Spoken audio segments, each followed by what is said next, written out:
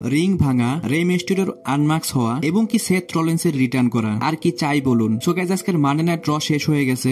কি হলো আজকের মানডে নাইট রতে সমস্ত কিছুই থাকবে আজকের এই ভিডিওতে। শো এর শুরুতে জে উসো একটা গ্র্যান্ড এন্ট্রি নিয়ে রিং এ আসে এবং তাকে দর্শকরা কিন্তু বলছিল যে তুমি এটা ডিজার্ভ করো। জে উসো সবার উদ্দেশ্যে বলে, আমি তোমাদের ইন্টারকন্টিনেন্টাল চ্যাম্পিয়ন এবং আমি প্রতি সপ্তাহে আমার টাইটেল ডিফেন্স করব। এসব কথাই বলতে বলতে ব্রন ব্রেকার চলে আসে। সবাই মনে করেছিল হয়তো ব্রন ব্রেকার এখন জে উসোর উপর আক্রমণ করতে পারে। ব্রন ব্রেকার তো অ্যাটাক করেই না, সে করে কি, সে হাত বাড়িয়ে দেয় জে উসোর দিকে। প্রথমে কিন্তু জে উসো হাত মিলাতে চেয়েছিল না, কিন্তু পরে জে উসো হাত মিলায় এবং কি ব্রন ব্রেকার চলে যায়। এখান থেকেই বোঝা যায় যে ব্রন ব্রেকার কিন্তু অফিসিয়ালি বেবিফেস সুপারস্টারে ট্রান করেছে। নেক্সট জে উসো এবং জেভিয়ার উডস এর একটা ম্যাচ হয়, যে ম্যাচটা কিন্তু গত সপ্তাহে অফিসিয়াল করে দিয়েছিল। ম্যাচটা কিন্তু অনেক ভালোই চলছিল, কিন্তু এই ম্যাচটার মধ্যে কিন্তু একটা কন্ট্রোভার্সিয়াল মোমেন্ট হয়ে যায়। এক পর্যায়ে জেভিয়ার উডস রে মিস্টিরিওর মাস্কটা খুলে ফেলে এবং রে মিস্টিরিও তার মুখটা আড়াল করার জন্য তার হাত দিয়ে মুখটা আড়াল করে, কিন্তু এর ফলে জেভিয়ার উডস সুযোগ পেয়ে যায় এবং কি রে মিস্টিরিওকে হারিয়ে দেয়। এরপরেই কিন্তু সেই সিএম পাঙ্ক এবং ড্রু ম্যাকেন্টারের সেগমেন্ট হয়। কিন্তু মজার বিষয় হলো আজকের যে সেগমেন্টটা হয়েছিল সেটা কিন্তু একটা হেল ইন দ্য সেলের ভিতরে। এক পাশে ছিল সিএম পাঙ্ক, এক পাশে ছিল ড্রু ম্যাকেন্টায়ার এবং মাঝখানে কিন্তু ছিল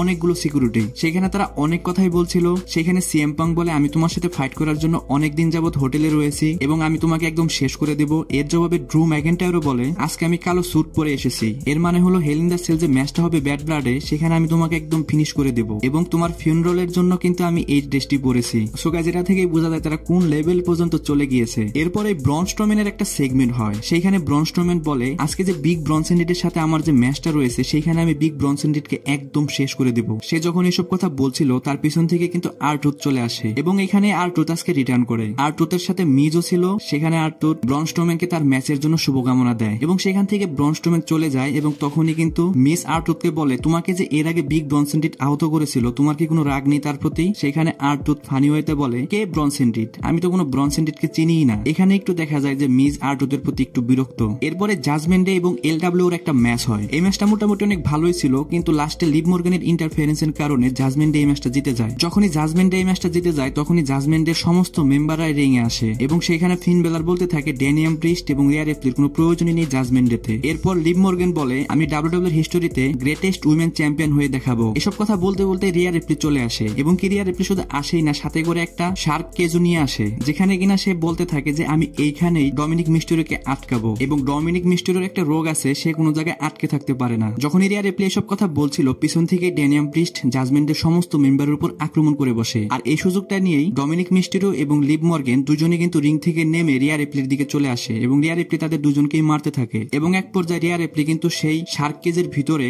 ডমিনিক মিস্টেরিওকে আটকাতে যায়। তখনই কিন্তু লিভ মর্গান রিয়া রিপ্লির উপর আক্রমণ করে এবং অপর দিক থেকে জাজমেন্টের সমস্ত মেম্বাররাও কিন্তু ড্যানিয়াম প্রিস্টের উপর আক্রমণ করে। এরপর ফিন বেলার দুইবার তার ফিনিশার ড্যানিয়াম প্রিস্টকে হিট করে। এর মধ্য দিয়ে প্রতি সপ্তাহের মতো আজকেও ড্যানিয়াম প্রিস্ট জাজমেন্টের সমস্ত মেম্বারের হাতে মার খেলো। তারপর চ্যাট গেবল এবং কফি কিংস্টনের একটা 1-on-1 ম্যাচ হয়। এই ম্যাচটা কিন্তু অনেক ভালোই সবাই মনে করতে পারে, কিন্তু আমি এখানে দেখতে পেয়েছি যে কফি কিংস্টন অনেকগুলো ভুল করেছে আজকে। তার মুখগুলো ঠিক মতো লাগছিল না এবং কি তাকে দেখতেও কিন্তু তার যে আগের মতো যে হাই ফ্লাইং যে সুপারস্টার হিসেবে তাকে আমরা দেখতাম সেরকম লাগছিল না দেখতে। এবং কি এই ম্যাচটাতে চ্যাট গেবল জিতে যায় এবং যখনই চ্যাট গেবল জিতে যায় তখনই আমরা দেখতে পাই যে জেভিয়ার উডস এবং কফি কিংস্টনের মধ্যে কিছু একটা তো হচ্ছে। রিপোর্টের অনুযায়ী খুব তাড়াতাড়ি হয়তো আমরা নিউডের ব্রেকআপ দেখতে পারি। তারপরে গুন্থার রিং এ আসে এবং সে এসে নিজেকে অনেক মহান বলতে থাকে যে সে এটা করেছে, সে ওটা করেছে। এসব বলতে বলতে সেমিজেনও চলে আসে। সেমিজেন এসে বলছে, তুমি আমার সাথে ম্যাচ লড়তে ভয় পাচ্ছ, এর কারণ কি? এর জবাবে গুন্থার বলে, আমি তোমাকে এর যোগ্যই মনে করি না। তুমি হয়তো আমাকে হারিয়েছিলে, কিন্তু ওই টাইটেলটা আর এই টাইটেলটা সেম না। ইন্টারকন্টিনেন্টাল টাইটেল একটা ছোট চ্যাম্পিয়নশিপ, কিন্তু ডাব্লিউডব্লিউ চ্যাম্পিয়নশিপ অনেক উপরের লেভেলের। সেমিজেন বলে, আমি তোমাকে রাসেলমিনিয়াতেও হারিয়েছি, তোমাকে আমি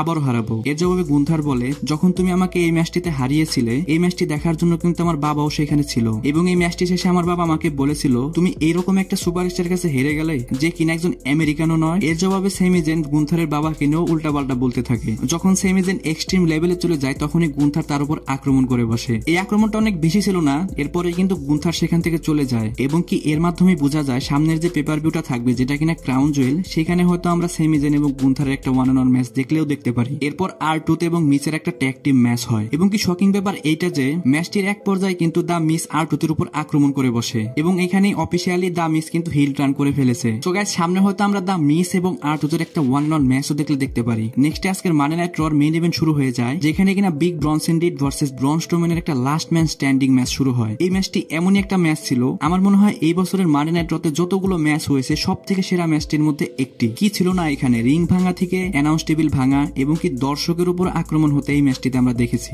যখনই কিনা ব্রনসন রিড তখনই কিন্তু সেথ রলিন্স রিটার্ন করে এবং কি সেথ রলিন্স এসেই কিন্তু বিগ ব্রনসন রিডকে তার একটা ফিনিশার হিট করে। এরপরেই কিন্তু এইখানে ব্রন স্ট্রোম্যান এই ম্যাচটি জিতে যায়। সো গাইস এর মাধ্যমে কিন্তু আজকের মানডে নাইট ড্রটা শেষ হয়ে যায়। সো গাইস আজকের ভিডিও এই পর্যন্ত। রেসলিং সম্পর্কে সমস্ত নিউজ এবং আপডেট জানার জন্য আমার চ্যানেলের পাশেই থাকবেন। ধন্যবাদ।